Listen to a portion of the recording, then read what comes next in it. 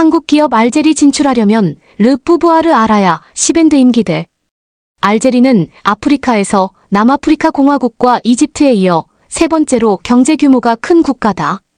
게다가 석유와 천연가스, 인광석 등의 자원, 광활한 국토와 4,700만 명의 인구, 유럽과 아프리카를 잇는 지정학적 위치를 바탕으로 한 성장 잠재력은 오랫동안 대내외적으로 높은 평가를 받아왔다. 2025년 5월 우리 정부는 알제리와 18년 만에 경제공동위원회를 재개하고 경제협력 확대를 본격적으로 논의하기 시작했다. 이는 우리가 2006년 알제리와 맺은 전략적 동반자 관계 이후 뜸했던 관계를 다시 복원해 신흥시장 개발을 다시 가동하기 위함이다. 이미지 확대 아프리카 알제리 지도. 아프리카 알제리 지도 제작 양진규. 알제리는 한국에 대한 이미지가 좋기 때문에 우리 기업이 진출하는 데 유리한 조건을 갖추고 있다. 문제는 알제리가 그리 호락호락하지 않다는 점이다. 또 우리가 너무 알제리를 모르고 있다는 것이다. 이런 점에서 알제리가 우리와 경제관계를 재개하려는 의미를 다각도로 짚어보는 일은 의미가 있어 보인다.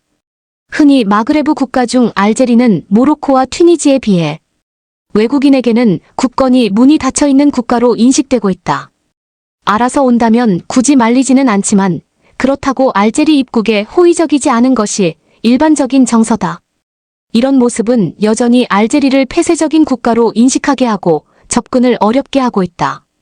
알제리를 잘 알기 위해서는 르 푸부아르러 POUVOIR에 대해 잘 이해해야 한다. 프랑스어로 권력이란 이 뜻은 알제리의 정치적인 상황, 이에 따라 펼쳐지는 경제적인 정책까지를 이해할 수 있는 핵심적인 키워드다. 알제리와 관계를 재개하기에 앞서 지난 20년 동안 알제리에서 벌어진 일을 보면 알제리를 바라보는 시선을 새롭게 할 수 있을 것 같다. 이미지 확대 알제리 순교자 기념탑. 알제리 순교자 기념탑. 임기대 제공. 재판매 및 DB 금지. 알제리는 1962년 프랑스로부터 독립 이후 세계 무대에서 그리 잘 알려진 국가는 아니었다. 사회주의 시스템을 중심으로 독립운동, 세대가 구성원인 민족해방전선 FLN 주도의 정치체제가 유지되고 있었기 때문이다. FLN은 이후 수십 년간 알제리의 정치와 권력을 독점했다. 초대 대통령 아흐메드 벤 벨라와 후아리 부메디엔 등 주요 지도자는 군부 출신이었다. 군이 정치의 중심 역할을 해왔다. FLN은 1980년대 중반부터 경제 상황이 악화하면서 위상이 흔들리기 시작했다. 또 관료주의에 대한 국민의 불신이 팽배해졌다. 이러한 틈에 이슬람 세력이 사회 전면에 등장해 곳곳에서 활동했다. 구소련이 붕괴하면서 알제리도 사회주의 체제에서 다당제와 자본주의 체제가 도입됐다. 1989년 헌법 개정을 통해 치러진 1990년 지방선거에서 이슬람 구국전선 FIS의 압승을 거둬 정치 주류로 급부상했다. 이에 군부는 1992년 1월 대통령을 해임하고 선거를 무효로 한 후 FIS를 해산했다. 이후 FIS를 이어받은 이슬람 무장 세력 GIA 군부 정권의 투쟁을 선언하면서 알제리는 일명 암흑의 10년 블랙 데케이드이란 기간을 보냈다. 1999년 압델라지즈 부테플리카가 대통령에 당선되면서 정치적 안정과 경제적 성장, 민주주의 제도 정착, 국민화합 정책, 외자, 유치 등이 혁신적으로 이뤄졌다. 하지만 군과 FLN 중심의 권력 구조는 깨지지 않았다.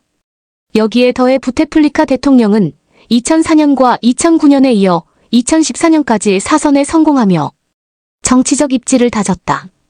그는 임기 중 헌법 개정을 통해 대통령 연임 제한을 없애고 사선까지 가능하게 하는 등 권력 구조를 자신에게 유리하게 재편했다. 그러나 20년 장기 집권을 하는 과정에서 오늘날 알제리 사회의 민낯을 볼 수 있는 상황이 발생했다. 이는 알제리에서 르 푸부아르가 자리 잡고 이를 통해 권력 체계가 어떻게 형성되는지 알게 해줬다. 이미지 확대 총을 든 병사 동상. 총을 든 병사 동상. 순교자 기념관에 횃불과 총을 든 병사의 동상 임기대 제공. 재판매 및 DB 금지. 부테플리카 대통령은 공과가 있지만 그의 업적은 잃어버린 10년을 되찾고 국민들에게 희망을 준 점이다. 테러 집단이 창궐한 알제리에서 그의 대테러 정책은 국가 통제력을 회복했다는 의미에서 좋은 평가를 받았다. 재선 당선 해인 2004년 전후 유가 상승과 석유가스 수출로 경제 성장을 이뤘다. 하지만 높은 에너지 의존도로 인해 경제 다각화 정책은 실패했다. 부정부패와 주택난, 사회 불평등이 심화하면서 국민의 불만은 쌓여갔다.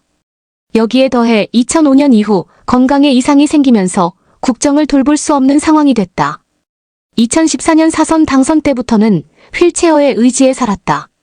언론에 나와 연설 등을 할 수 없는 상태였다.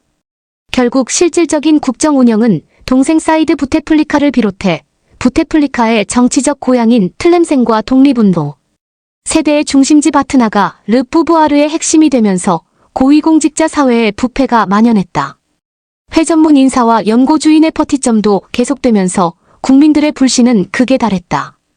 2019년 거동조차 불가능한 부테플리카 대통령이 5선 출마를 선언하자 국민 불만이 폭발하기 시작했다. 알제리에서 민중시위, 즉 히락 HIRAK이 발생했다. 거의 매 주말 전국 대도시를 중심으로 반정부 시위가 확산했다. 결국 부테플리카는 임기 중 물러났다. 측근과 정경유착 세력 다수가 축출되거나 부패 혐의로 구속됐다. 부테플리카와 더불어 가장 막강한 영향력을 행사한 군참모 총장이자 국방부 차관이었던 아흐메드 가이드 살라 또한 부테플리카와 같은 해 사망했다. 부테플리카 측근들인 군과 정보부 인사, 동생 사이드 등은 현재 수감 중이다. 2019년 12월 히락 시위대의 반발이 거센 가운데 무소속의 압델마지드 테분 ABDELMADJID TEBBOUN이 대통령에 당선됐다. 부테플리카 임기 내내 장관부터 총리까지 역임했던 그를 히락 시위대는 구시대 인물, 구태 정치인이라는 이유로 거부했다. 국민으로부터 신뢰받지 못한 것이다. 결국 투표율 39, 득표율 58로 대통령에 당선됐지만 민심 특히 청년 세대는 그를 외면했다. 이미지 확대 히락 당시 카빌리 지역 청년과 필자. 히락 당시 카빌리 지역 청년과 필자 임기대 제공. 재판매 및 DB 금지. 그가 르푸부아르를 다시 잡은 건 군과의 동맹에 힘입었다. 정확히는 군의 비호 아래 정권을 보장받는다고 보는 것이 타당할 것이다. 특히 그의 대통령 당선과 동시에 군참모 총장으로 있던 사이드 쉔그리아는 데모로코 강경 정책을 진두지휘하며 군부의 실세로 떠올랐다. 테분 대통령은 국가적 행사장이나 선거, 유세 과정에서 늘 그를 대동하면서 르푸부아르가 여전히 군과 함께하고 있음을 알려줬다.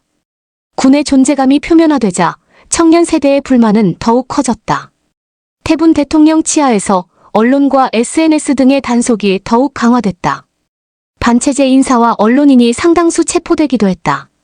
그런데도 테분 대통령이 2024년 대선에서 재선에 성공하고 르푸부아르에 여전히 군림하고 있는 건 청년 창업 지원이나 실업 수당제 도입으로 반짝인 길을 얻을 수 있었기 때문이다.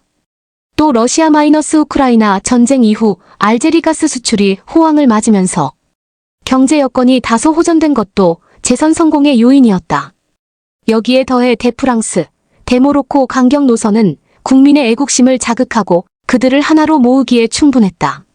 문제는 그의 재선 당선 과정에서 볼 수 있듯이 국민들이 테분 정권에 냉소적이라는 것이다.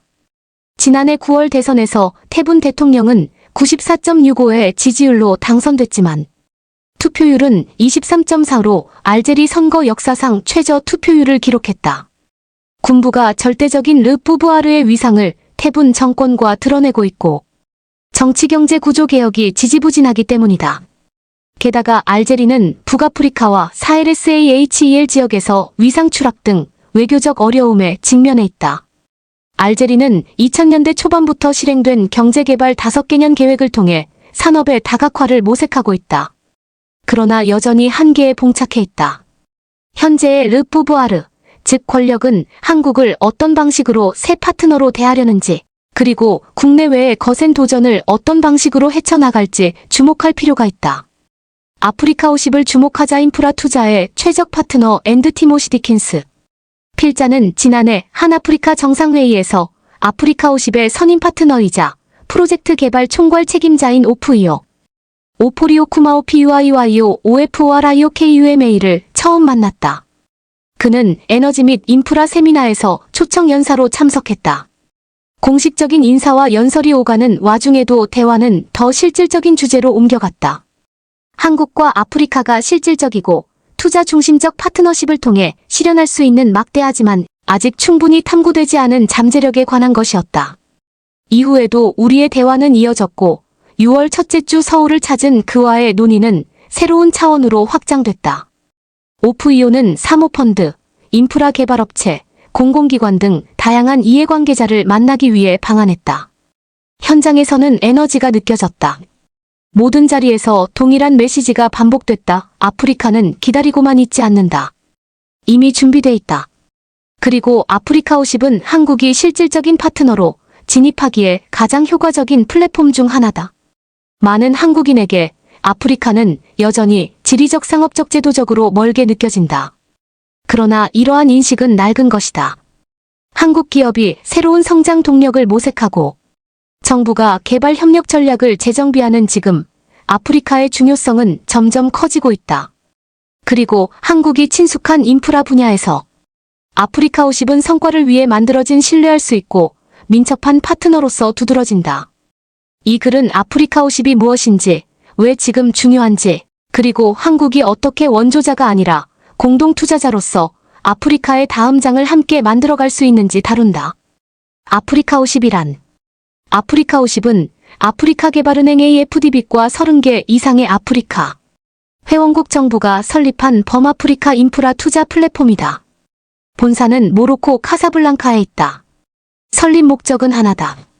아프리카 전역에서 상업적으로 실현할 수 있는 인프라 프로젝트를 개발하고 자금을 조달하는 것. 즉, 아프리카를 위한 아프리카 펀드다. 아프리카 50은 특징적인 이중 임무를 가지고 있다. 이 통합 모델은 아프리카 인프라 분야의 지속적인 과제 중 하나인 투자 적격 사업 부족을 극복하게 한다. 아프리카 50은 자본과 기술적 전문성, 현장 접근성을 결합해 야망과 실행 사이의 다리 역할을 한다. 전통적 개발 금융기관과 달리 아프리카 50은 민첩성을 위해 설계됐다. 아프리카가 소유하고 상업적으로 운영된다. 방향은 공공개발 목표와 일치하지만 민간 자본의 속도로 움직인다.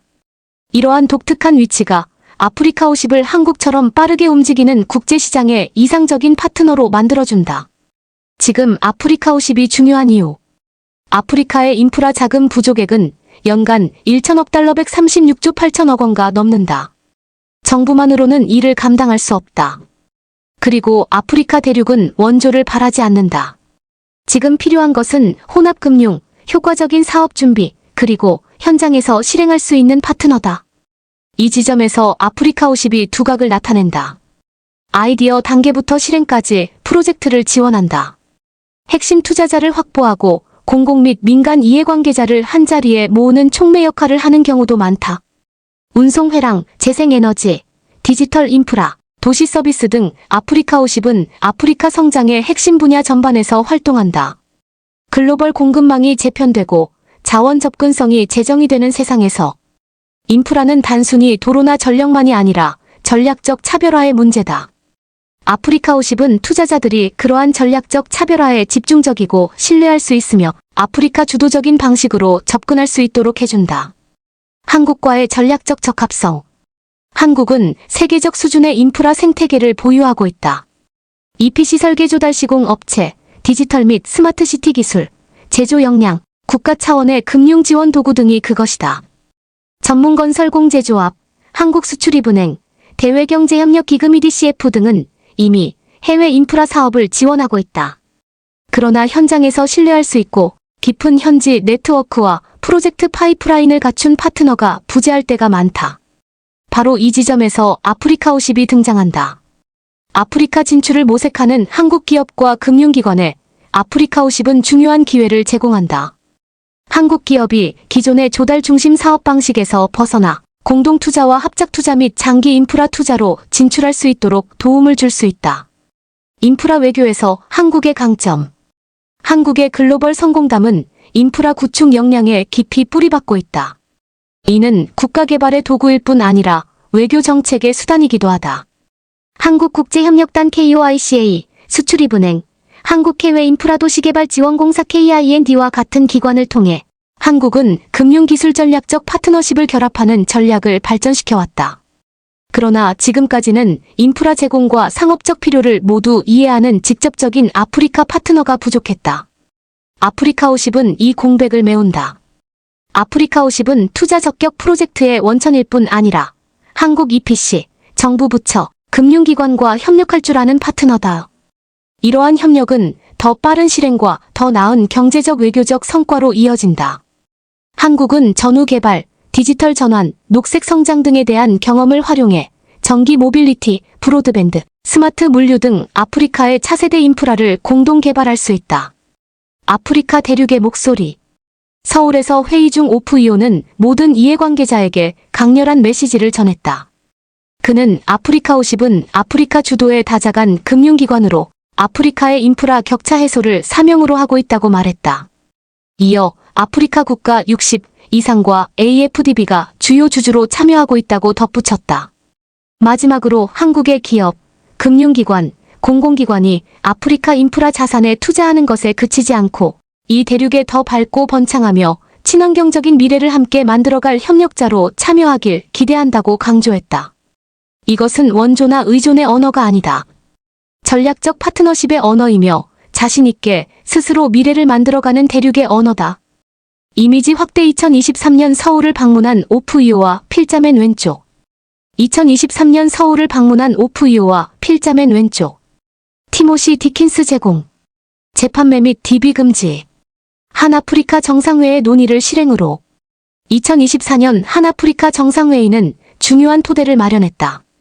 그러나 실질적 이행 없이는 아무리 좋은 의도라도 그저 외교 기록으로만 남겨질 위험이 있다. 아프리카50과 같은 기관은 한국 정부의 고위급 선언을 실제 프로젝트로 전환할 수 있는 분명하고 실천적인 방법을 제공한다. 협력이 유망한 분야는 다음과 같다. 재생에너지 및 에너지 전환 인프라, 디지털 인프라 데이터 센터, 광대역망 확대, 전자정부 플랫폼 등 도시 교통 및 스마트시티 개발, 물류 및 국경 간 운송, 회랑 핵심 광물 접근을 지원하는 루트 포함. 이러한 분야는 한국의 전문성과 아프리카50의 현지 네트워크가 결합해 혁신적인 결과를 가져올 수 있는 영역이다. 아프리카 주도, 미래 지향. 아프리카는 마냥 기다리고 있지만 않는다. 아프리카50, 아프리카 자유무역지대 AFCFTA, 아프리카 수출입은행과 같은 기관들은 대륙이 주체성을 갖고 자체 인프라 플랫폼을 구축하고 장기적 관점을 가진 공동 투자자들에게 손짓하고 있음을 보여준다. 지금은 한국에게 흔치 않은 기회다. 역사적 부담이나 지정학적 무리수 없이 아프리카 기관과 동등하게 교류할 수 있기 때문이다. 그러나 타이밍이 중요하다. 초기 진입자만이 틀을 만들고 최고의 기회를 얻고 견고한 신뢰를 쌓는다. 실제 협력 모습. 의미 있는 한-아프리카50 파트너십은 예를 들어 다음과 같은 여러 형태가 가능하다. 산업통상자원부의 모티아이 또는 한국해외인프라도시개발지원공사 KIND와 공동 주체로 아프리카50- 한국 전담 실무그룹을 구성. 아프리카50의 사업 파이프라인을 활용. EDCF 대외경제협력기금 또는 한국수출입은행을 통한 대외 투자 방향성 설정.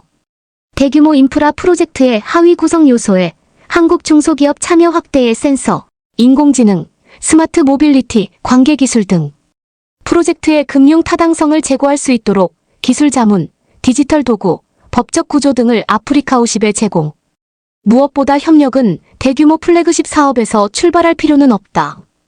아프리카50의 개발 부문과 공동으로 구조화된 한두 건의 중규모 성공 투자만으로도 한국의 자금과 기술력을 바탕으로 양대륙에 강력한 메시지를 전달할 수 있다. 결론, 전략적 교량으로서 인프라.